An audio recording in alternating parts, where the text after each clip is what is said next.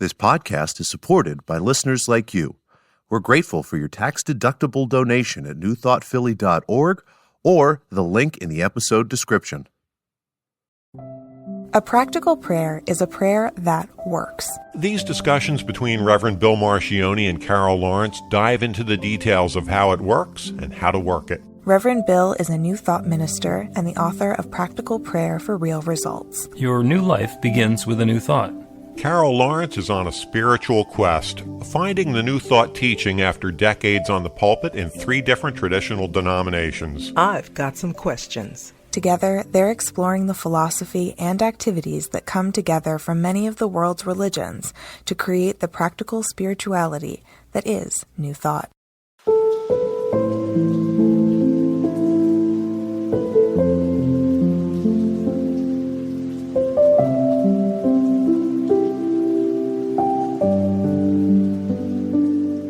Welcome to the Practical Prayer Podcast. I'm Carol, here with Reverend Dr. Bill Marcioni. And we have another wonderful episode teed up for today. I think so. It just keeps getting better and better. You know, maybe because I'm like this lifelong learner, so I learn from everything. I'm going to find. Well, it always surprises me because you identify something that has been like just so part of the middle of normal for me for years and years and years. It's like, oh, yeah, that could be a thing. Let me just tell you, you hit the nail right on the head. No question about it, because you have lived this for how many years? Found this teaching in 96, I think. So it's coming up on 30 years. Yes. So it just flows, right? It just rolls off your tongue. It's just it's your life. It's your thing. It's what you live and breathe, and it's your language. But for those of us, and sometimes I feel really comfortable, and then I talk to you and I think, okay, let me just go back and read again. We will never exhaust Ernest Holmes. That's for sure. But there are times when I think, you know what, let me just put everything aside and spend like a couple of hours with Ernest Holmes and just get re-centered, because apparently you have forgotten something, girlfriend. So, But see, for you, you like know the books and the page numbers and the paragraphs and all that, Only a few of them. And I'm like far from a biblical scholar with the Science of Mind textbook. I know a few choice pieces. The first 4 chapters are really, really potent and powerful. And then the next best thing is the glossary, because you can find a lot in the Science of Mind textbook by reading the glossary.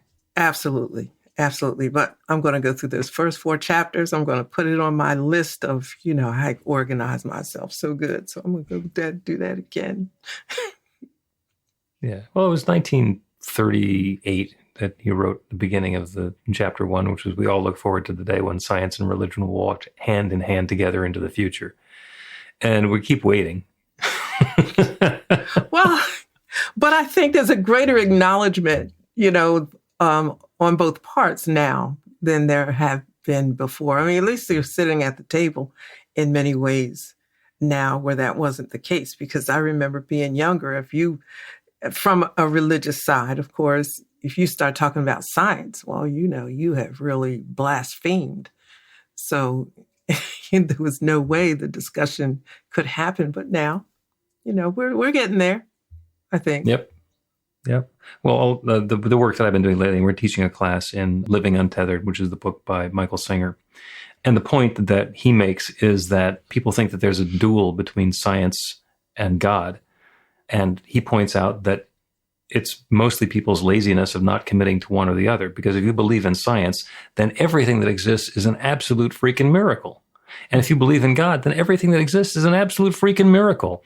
And it's just, if you're sitting back saying, well, it couldn't be this or it couldn't be that, and you just want to have it be about the fight, then you miss the point. It's pretty freaking amazing. I don't get it. Like, if God is everything, what's the big deal? Where do you find the separation? Because I think, and I especially like the name infinite intelligence, which takes everything in. I mean, infinite intelligence is everything. So where is God that science is not? You know, to me, it's really very simple. Now, that doesn't mean I'm a scientist and I understand everything, but the whole concept to me is just like, why fight it? You know, just try to understand it, because this is it. This is what is. Yeah. Well, and, you know, the great point, as far as I'm concerned, is that they're not in disagreement. We can say that God created the entire manifest universe, and the Big Bang is how God did it. Mm-hmm. Which you so eloquently and detailed on Sunday in the star stuff. Things. Yes. We are stars. We are stardust was the talk that I did, and basically went very briefly through the entire history of time, 14 billion years that have led up until this moment. And along the way, how absurd it is that we have an opinion about the little tiny fraction of the universe that appears in front of us, and we can say that it's good or bad. It's like, it's an infinite universe, 14 billion light years across, 14 billion years in the making. Our opinion has nothing to do with it. What's happening just is happening, and we get to engage with it. And I agree with you. And I also just was rather fascinated at how you brought it. You said 14 billion years or before. Yeah. How many billion? Okay. And so how you just walked us very quickly through 14 billion years up to the point of peace of mind. And I thought, isn't that interesting? Now, we need peace of mind. And I don't have the intellect to trace it back to the Big Bang, so therefore I have peace of mind. Like I'm walking with you through your talk, and I'm good with it because I've heard you do it more than once. Mm-hmm. So I put on a different hat and I track read, but but I'm thinking, no, not really, because it makes sense, and it just makes sense. However, where we are right now, help us understand how to embrace peace of mind, because we may not be able to understand it in the sense of being stardust. Mm-hmm. Do you know what I mean? Yeah. The idea behind stardust is that everything that exists basically was created at that moment of creation when the Big Bang banged. And it has taken 14 billion years for the matter and the energy to continue to unfold and reveal and interact with itself to get us to the situation that we're in right now. So there's stuff that's happening. That's the technical term, stuff. Ernest Holmes uses that as well. There's stuff that is going on in the world around us. And we get to perceive it. We get to experience it. It is happening in the world around us, and it touches right up against us because we're part of that same star stuff. We're creations of that infinite presence. And so we're interacting with it. And when something happens and we have a preference about it, we either lean into it because we like it, or we lean away from it because we don't like it. Mm-hmm. And it is the leaning in or the leaning away that is our preference, where we get the energy, and then whatever's happening around us is controlling us internally. Mindfulness is the ability to observe the stuff that's going on around us and not letting it hook our attention, to just be aware of what's going on. Okay, I prefer this. I don't prefer that. I'd like something different to be happening. I'd like this to be happening some more, but I'm not invested in it and putting myself energetically into that. And that's peace of mind. Mindfulness and peace of mind are two sides of the same coin. And that's perfect, because I think that it makes sense. Let me see how I could phrase it. It makes perfect sense to me, because I feel when I was little, what I used to do, I don't know where I got this from, but I would imagine going to Mars. And I mean, I was real little, so the extent of my knowledge was the 9 planets that were a part of this solar system. That's a good start. So I would go to Mars and sit there and look down at Earth and things that were happening. And I had no feeling about it, because I detached myself, To me, it was a very real experience. And I can talk about that some other time, but it was a very real experience. But the whole idea, the principle of it, as I see it now, was to be detached from the thing, you know, and I could look at situations that were going on and be able to understand them as they were, or interpret in my way. And perhaps a better, more mature way to look at that now, or to describe that, would be mindfulness. And it's not wooey, you know, it's stepping back and being detached and look at what is, so that you're not swept away with the crazy. And you can lose swept away with the crazy. Yeah. Really, because you will absolutely lose your peace of mind if you don't find a way to step back. Whether it is a little girl going to Mars and looking down at everybody and saying, I'm not a part of this, but I can see how this is happening and I can see it more objectively and blah, blah, blah, you know, that way, or the more mature way to practice mindfulness and understand who we are in this world, right? I'm a part of you, but I don't have to be a part of your madness. And, Amen. You know, Amen to that. Yeah. And that actually, what you were doing is, you know, when you were a little girl, is the part of a really powerful meditation that I sometimes do, which is a zoom out meditation. Because we get so wrapped around the axle and the stuff that's going on right in front of us. If we zoom out and realize, okay, there's an entire community that's involved in this, and it's affecting some of us, but it's not affecting others of us. And if you zoom out even further, you're now where it's at a statewide or a nationwide level. It's like, yeah, this thing that's going on that's really huge in my life is really, in the big scheme of things, not that important. And then you keep zooming out until you're looking at multiple galaxies. And it's like, okay, cataclysmic change going on planet Earth. It's really not changing the universe that much. And it gives us some perspective to realize that I don't need to be quite as attached to this as I have been up until now, even if it's something that's really hooked my attention and gotten me involved. Being able to zoom out and take that perspective from Mars is huge. It's huge. And part of me, and I don't know when this part came alive, but helping other people to find their peaceful place. You know, so they're not, to use the street term, so they're not freaked out by every little thing that's going on. And once you're like so energetically involved in the craziness, your world is falling apart. Your world, you know, is not whole, and your body can become sick because of that. So in a lot of ways, I am very conscious of helping others find peace of mind through detaching from, like I said, the crazy that's going on. Because, you know, what's going on now, the madness that's going on now, 2 years from now will be something you talk about without a whole lot of energy behind it, anger, you know, maybe some disappointment, but then there'll be some new stuff. And there will always be new stuff. That is true. Yeah. That is So. True.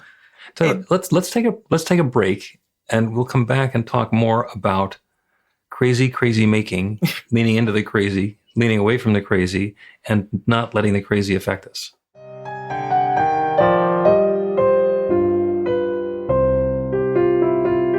It's Reverend Bill letting you know that the Practical Prayer for Real Results class is now available on demand. That's right, you can take it at your own pace, anytime you want. All of the information is at BeTheLight.com. That's B-the-light.com. You know where to find that stuff.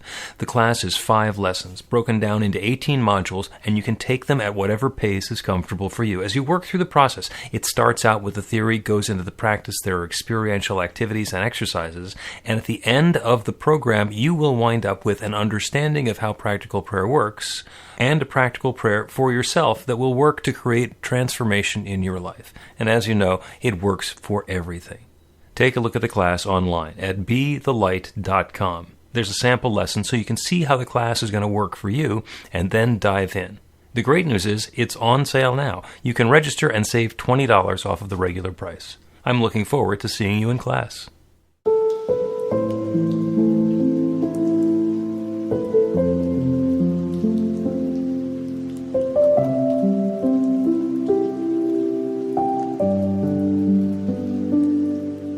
Welcome back to the Practical Prayer Podcast. I'm Carol, here with Reverend Bill Marcioni. This is a great discussion. We're talking about peace of mind.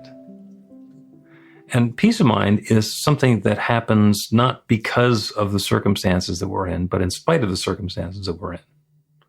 It is possible for something really wonderful to happen, and we get all crazy about it.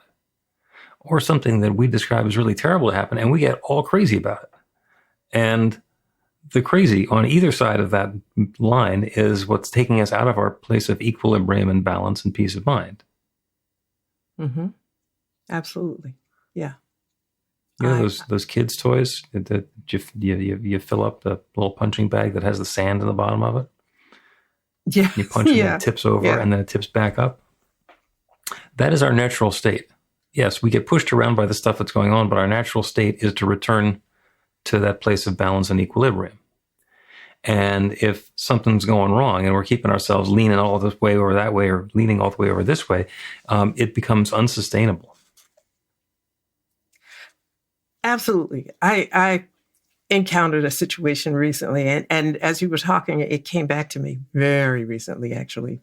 And some madness was happening. And I looked, and at first, I didn't feel anything, but I thought, I've seen this before. I've seen this matter of fact, I've seen this a few times, and I know that I can't do anything about this because nobody's listening and there's other stuff going on. And so I just retreated. I mean, I stayed in the room, but in my little girl language, I went to Mars. And I just, I said, this will be over soon. And when it is, I'll come back and just pick up where I left off.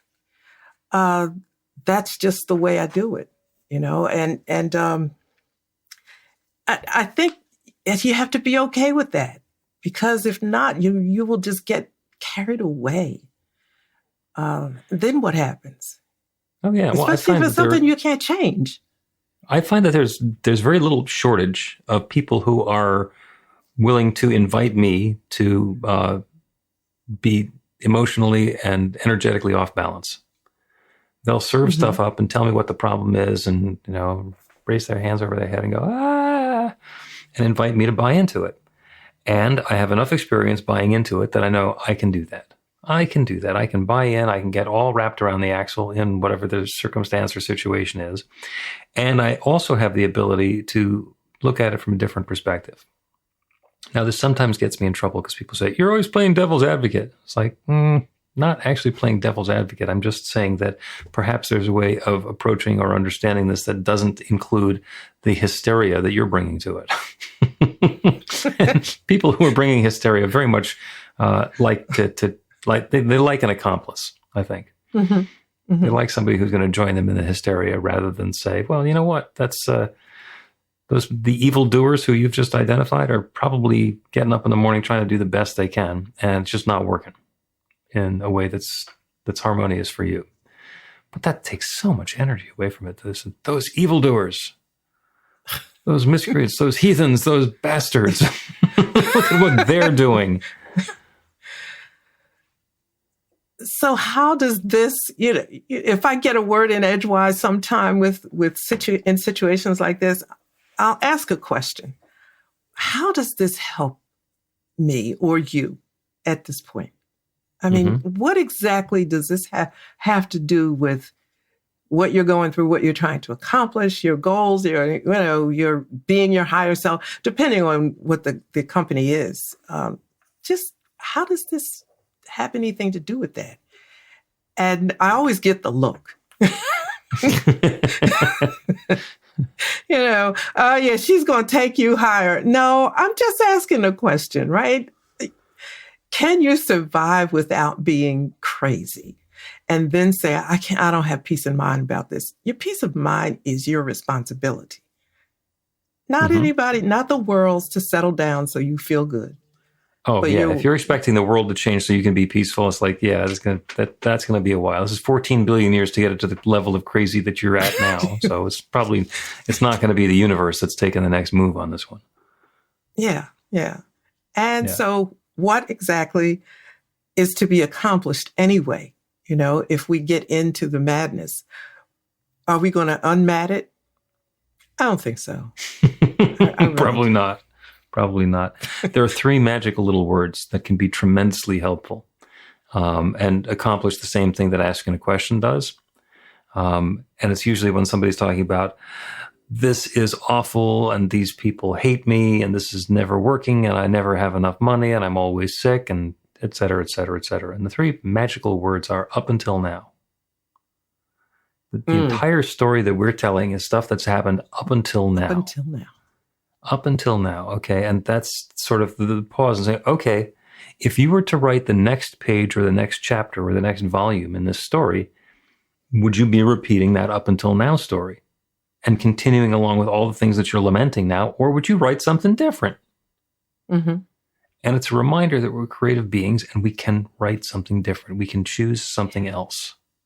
We can let go of our attachment to the things, the horrible way those bastards have been treating us and the things that they've taken away and how we're so victimized and so oppressed and it's never going to get any better. Yeah, well, the past isn't going to change. The past is not going to get any better, but right now, transformation is at hand. There's an infinite creative power that creates everything and it's able to create something new and spectacular starting right now. It doesn't even need a wind-up. No. the story can go from horrible to spectacular, like instantly. You go, what happened? How did that happen? We have no idea how it happened. It just happened. And it's within your power to do that. You know, you can change. It's like changing the subject in a way. I'm just not going to go down this road, even without saying it. But there's a word, I don't want to say a term, but a word that you use in prayer that really triggers it for me. And it's just the trigger. The word turn away from. And I just love that because it makes me feel I have the power to turn away from this or not. And it really starts and stops right there for me, you know, because I'm incredibly, people say you're the most calm and incredibly peaceful person I know. And they used to call me the coolest preacher, as though nothing upsets me. It does. But those words that you say, and I'll admit they are not words I used, but turn away. I have power to turn away from this. I'm just not getting into this with you or with not you as a person, but I'm just not getting into this. I can't do it. One, I don't like the way it makes me feel. Yeah. Imagine yourself being in a room with multiple movie screens. And on one movie screen, there is a train wreck in progress, screeching, grinding, flames, all the rest of that. And on another one, there's puppies playing. And on another one, there's a beautiful sunset. And on another one, there's hunters going after their prey. All of these things are available to us. And the thought that, oh my God, the train wreck is going, I have to watch every detail of it and get completely absorbed in it. Look at the puppies. Turn away from the train wreck and look at the puppies because the puppies make you feel the way you choose to feel. The train wreck is still going on. It doesn't have anything to do with you. Exactly. And you can do that. You know, you can do that.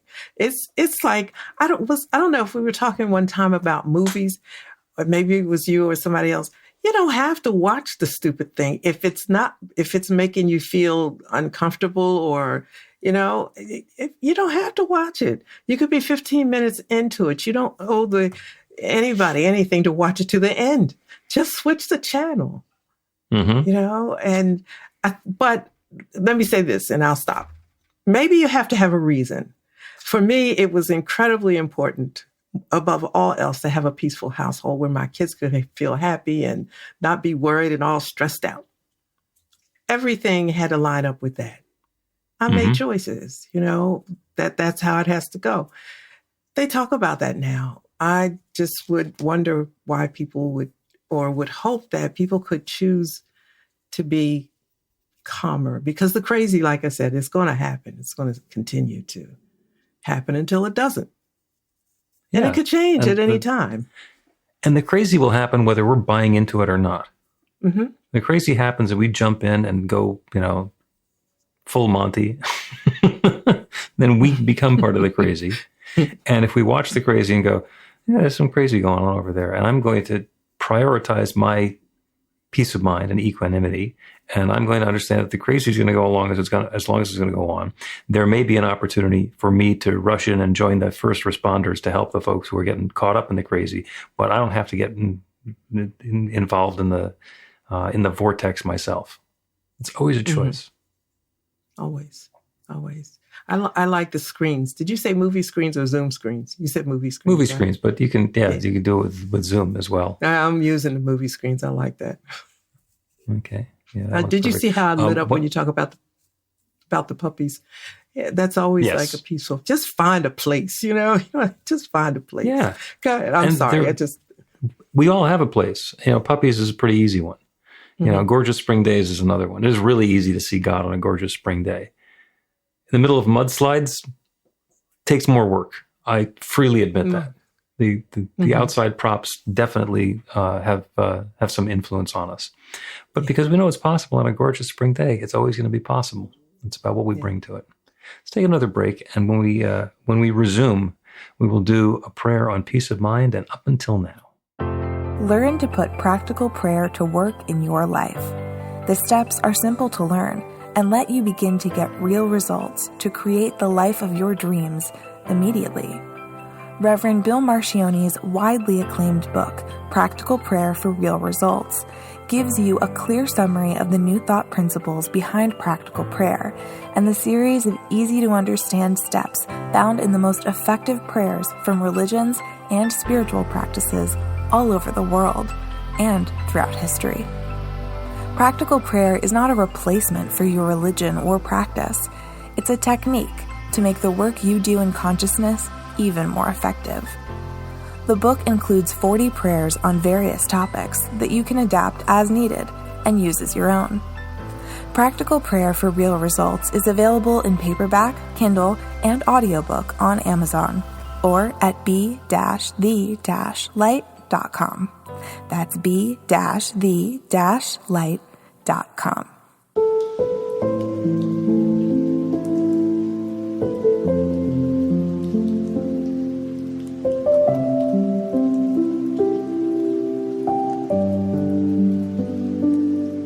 Welcome back to the Practical Prayer Podcast. I'm tongue-tied today. Welcome back to the Practical Prayer Podcast. I'm Carol, here with Reverend Dr. Bill Marcione. Been having a wonderful conversation about everything from the nature of the universe, 14-some billion years in the making, and being peaceful and in a state of peace of mind about whatever it is that is going on or has been going on. So it's not really, it's a big picture, but it's not a big ask. So let's do a prayer. Let's do a prayer based on that. And the prayer is based on the pivot. And the pivot, the trigger for the pivot is up until now. When we describe a situation or a circumstance or an experience that we've been having, that is our true understanding, our historical record of what has happened. And it has happened up until now. This present moment is the opportunity for it to all either continue or for it all change. And if we have an assumption that it's going to continue, then what we're doing is we're focusing our energy on continuing the problem, about continuing the drama, being victimized, being undermined, about whatever the challenges or difficulties are that we've been having. If, on the other hand, we realize that all of that is coming in as an indicator, as a story, as evidence of what we've been experiencing previously, we can make a conscious choice to no longer be engaged in the story and to instead invite something different and be peaceful about where we are. So as it's comfortable to do so, I invite you to close your eyes. And that lets us turn away from the details in the story and the drama that's been surrounding us and filling up our entire field of view for as long as it has. And realize that this next moment can be different. The next breath that we take can bring in something brand new. It is possible for transformation to happen, and it's never more than a breath away. So as you breathe into that, breathe in that feeling of peace and of harmony and of uplift and of calm. Understand what peace of mind means to you. That space of balance and equanimity and okayness, not running away from a problem that has been there or eagerly trying to attract something that's been elusive. Be peaceful in this place, at this time, right here and right now. In that space of peacefulness and peace of mind, we invite in something new. We turn our attention to that infinite creative power that has created everything. It's created all of the experiences that we've had so far. It's created this present moment now. And it's in the process of creating what's next for us. And it's already unfolding. So as we let go of our attachment to what has been and open to what's new, to what's possible, to what we're desiring instead, that infinite creative power is already responding. It's already saying yes to the good that we're opening ourselves to. And it happens, not necessarily in a timeline or a manner that we would define or understand. It can happen instantaneously. That transformation can be so sudden that when we look back on it and say, I have no idea how that possibly could have happened, but there it was, and it's all written down in my diary, and the experience that I'm living now is a result of that transformation. That good is that close by. We get to invite it in, to breathe it in, to allow ourselves to be guided into what to do next. What's our part? To be active in. What's our part to release? And let the rest of it go. Inviting that infinite creative power to create this next experience of newness for us. And it's saying yes, and the good is underway. And it's different for each one who's listening to this prayer, because we've each had different experiences up until now. So what's coming next is going to be different for each of us, but the same way for all of us. That same activity of divine goodness unfolding and revealing and expressing itself in and through and as our lives. I'm so grateful for this goodness. I'm so grateful for the transformation. I'm grateful for the stories we get to hear about just exactly how wonderful this process is. I had my whole life up until then, and suddenly now, bam, the good is at hand. It's unfolding now. And so with gratitude for all of this good, I speak this word and I release it into that creative law, the one that creates everything. And I know it now is creating this. And so with a deep feeling of thanks, I speak this word, I let it go, and I know it's so. And so it is.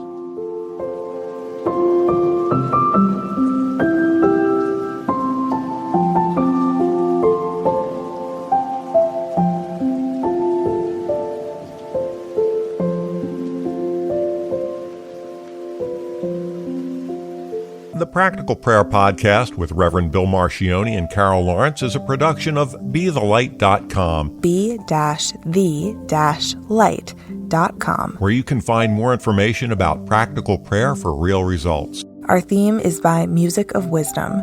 You can learn about the spiritual community of New Thought Philadelphia with daily guided meditations, Weekly celebrations of spirit, and Reverend Bill's classes in practical spirituality at newthoughtphilly.org.